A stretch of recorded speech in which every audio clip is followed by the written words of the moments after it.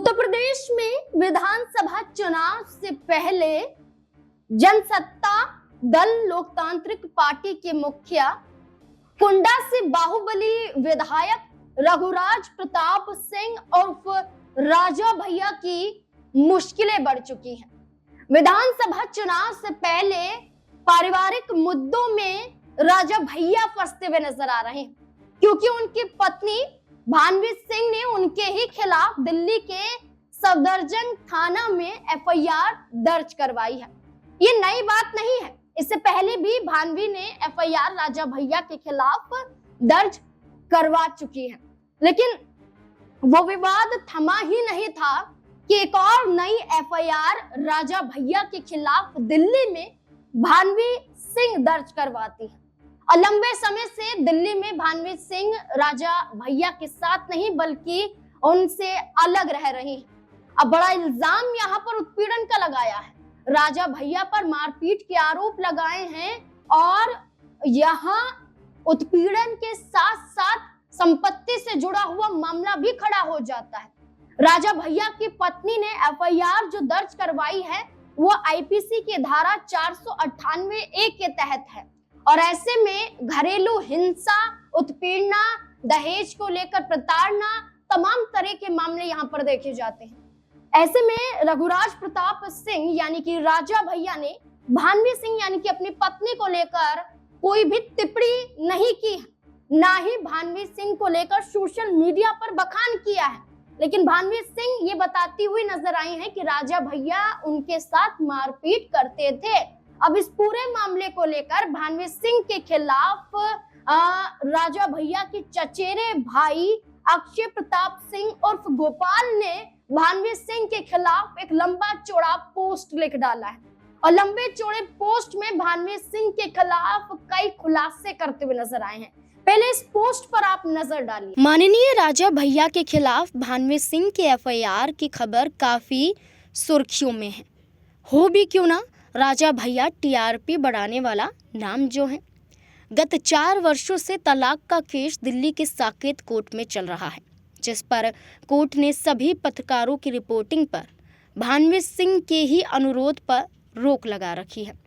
मर्यादा के कारण भैया ने आज तक इस विषय पर कभी कुछ नहीं कहा और शायद कहेंगे भी नहीं, जबकि भानवी सिंह ने अब बदतमीजी की सभी हदों को पार कर दिया है।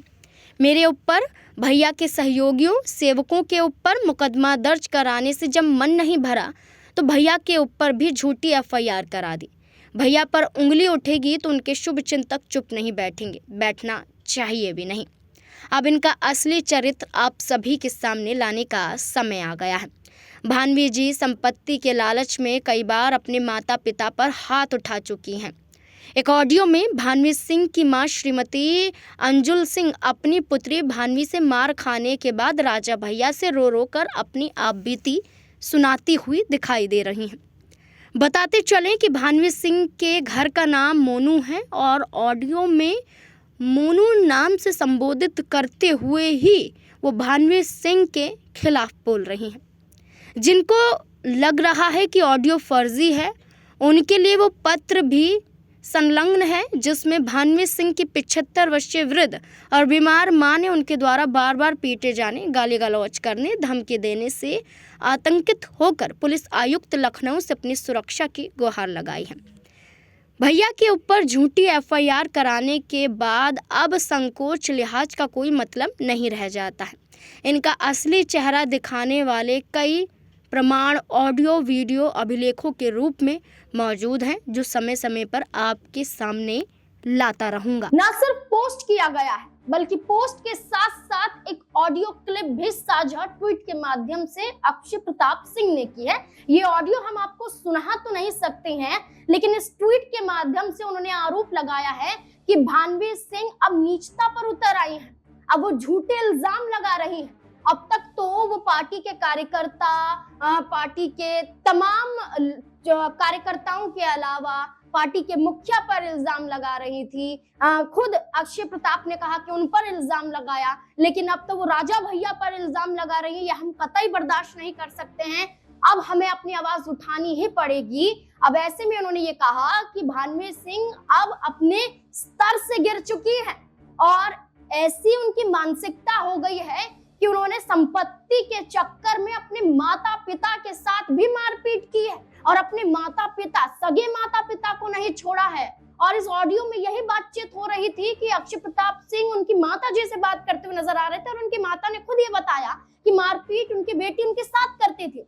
लेकिन जैसे ही ये मुद्दा उठता है, इस पूरे मुद्दे में आ कूदती हैं उनकी बेटी यानी कि भानवी सिंह और राजा भैया की बेटी राघवी कुमारी। राघवी कुमारी आती हैं और अक्षय प्रताप के खिलाफ, राजा भैया के खिलाफ अपनी मां भानवी सिंह का साथ दे देती है। और साथ देते हुए राघवी कुमारी एक बड़ा पोस्ट करती हैं और पोस्ट में क्या कुछ कहती हैं आपको दिखाई दे रहा है। सच सिर्फ इसलिए नहीं बदल जाता क्योंकि वे किसी को कुछ और कहने के लिए मजबूर करते हैं। आप सभी मेरे बूढ़े नाना नानी को हमारे खिलाफ बोलने के लिए परेशान कर रहे हैं ताकि बाद में इसका दुरुपयोग कर सके।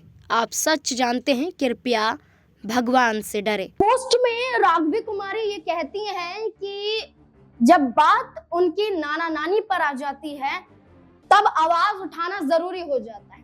और यही बात बताई जा रही है कि राघवी कुमारी जो सोशल मीडिया पर सक्रिय नहीं रहती हैं, जो कभी भी मीडिया के सामने नहीं आती हैं, उन्हें अचानक से ऐसा क्या आन पड़ा कि पोस्ट लंबा चौड़ा किया और बचाव अपनी मां का करती हुई नजर आई। यहाँ पर ये बताया गया कि जब मुद्दा यहाँ पर भानवी सिंह के माता पिता से जुड़ गया तो खुद यहाँ पर राघवी कुमारी को कूदना पड़ा। अब ऐसे में अब इस विवाद को लेकर देखना होगा कि क्या परिणाम निकलकर सामने आएगा। राजा भैया क्या कुछ बोलते हुए नजर आएंगे? आपको क्या लगता है इस पूरे मुद्दे को लेकर? अपनी राय कमेंट सेक्शन में जरूर दें। देखते रहें स्पीड 9 न्यूज़। धन्यवाद।